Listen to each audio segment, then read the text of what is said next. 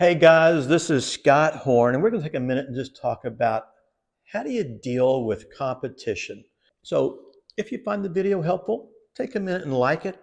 Don't forget to take a moment and comment below if you got any questions. We'll do our best to answer that for you. And don't forget to subscribe to our YouTube channel as well. Now, if you comment below, you get a chance to be in our weekly drawing for a 30-minute free consultation with me about real estate investing and all things real estate. So be sure to comment, and we'll look forward to maybe talking to you at that point. So let's just talk about competition for a minute. How do you deal with competition? So there's all types of competition, I guess. There's direct competition, indirect competition, and I guess everything else in between along the way. I like just to start off with learning to be a subject matter expert in what you're doing.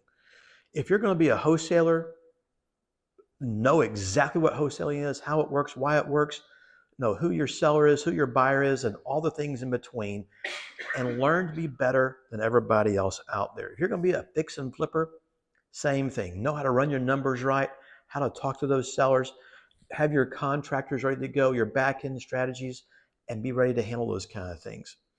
And if you're going to be in the rental marketplace or seller financial marketplace, same thing.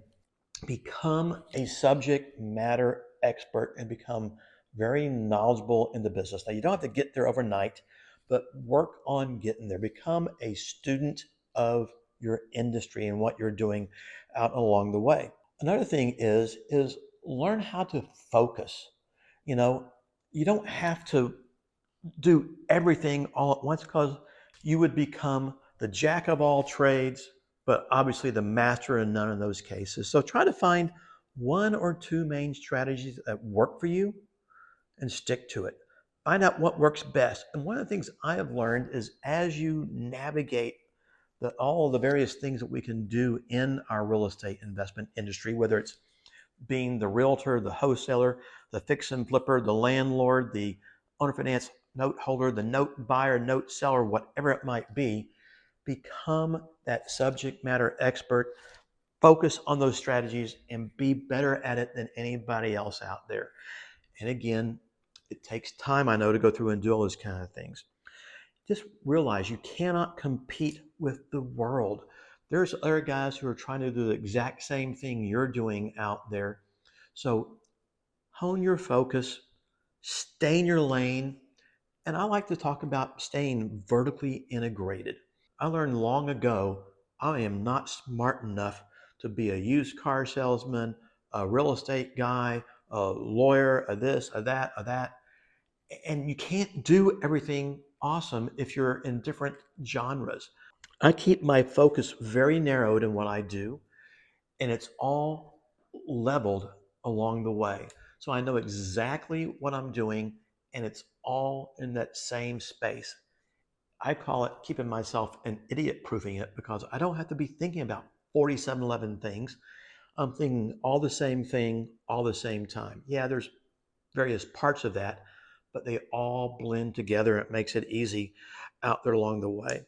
Find out what drives your business. Is it marketing? Is it access to capital? Is it something else? And then whatever it might be, have a control of that. If you need access to capital quickly so that you can take a deal down, close it, whatever it might be, have it available. Don't have to go out and hunt for it after you get the deal. That's putting the cart before the horse. And you're going to wind up losing deals in those scenarios. If it's marketing, learn how to market. Find out what works. Is it direct mail? Is it texting? Is it something else? But know what that is. Then, based on responses, hone in on it. Reconstruct your marketing and find out what works the best and change it periodically. And you'll find different strategies sometimes pull in more results. Find out how you're going to differentiate yourself from your competition. Why would I want to deal with party A versus party B if you're both doing the same thing? What makes you different? Why should I work with you and not them? And be able to present that to your seller or to your buyer along the way. And really, at the end of the day, I kind of like to say, guys, take no prisoners. Rise to the top. Put your nose to the grindstone. I like to use the example in this movie that I saw years back called The Founder, which is about the guy who started McDonald's. And his one word in the movie was this little thing called perseverance. And so many people in our industry do not persevere. If it doesn't work overnight or within a short time frame, they get dejected and they just walk away from the business completely. Oh my gosh. If that had been me, I never would be where I am today and have been so fortunate to have what we've got. I can go back to that time frame getting started as a young kid. And I didn't know up from down of our industry.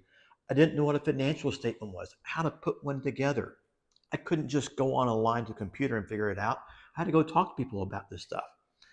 But one thing I realized is I had to make changes in our business because I couldn't afford borrowing high cost private capital that today is known as hard money lending. You had to find a way to get access to cheaper money and access to more money along the way. So you go talk to a bank and you absolutely stumble and fall all over yourself. And you walk out the door going, oh my gosh, I was an absolute idiot. I didn't know what I was talking about. Well, I didn't just stop. I figured out what I did wrong and I set up bank meeting number 2 and went and talked to them. Then I set up bank meeting number 3. They keep talking about tax returns. They keep talking about financial statements. They want to know what type of experience we have.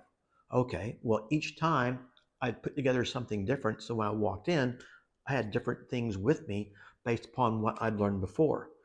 Well, along the way, I'm going to bank 1, 5, 10, 15, 20, and I'm guessing I went to almost 100 banks before I had one banker who I really think just got tired of seeing me in the bank every 2 or 3 weeks, and they said yes to one deal.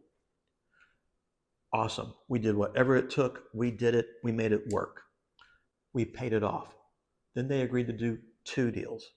Well, that one deal and then those 2 deals eventually turned into 1,000 deals at that one bank. But it took learning what they wanted, structuring the stuff, and it took performance to make those kind of things happen. So whatever sets you apart, learn it. One thing I like to tell our investment world is just because there's competition, that's great. Why do you think Lowe's and Home Depot are across the street from each other? CVS and Walgreens. Competition is good so often. But again, figure out what sets you apart from your competition so you can win the day when it comes up. Learn to be persistent. Don't just set yourself up to fail. Failure is good. Learn from it and build on it along the way.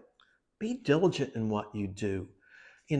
That diligence, that persistence that you have to have in business out there. I see so many people a day, and of course, so many gurus, they want to tell investors that you need to have all these VAs, this, that, have somebody else doing all of your business for you. And guys, that works to a certain level and degree, but you've got to be willing to do the work yourself. And it's okay to do the work yourself. And when you put all that together, you will rise to the top at the end of the day and you will start getting the deals that you deserve to get out there. It's when you piddle around, you let other people do your work for you, you're not persistent in what you do, you can't differentiate yourself, you don't become that subject matter expert, you're going to flounder in the industry. So guys, I hope you found this beneficial a little bit. If you did, take a minute and like it. Don't forget to comment below. And please take a moment and join our YouTube channel. And we'll look forward to talking next time.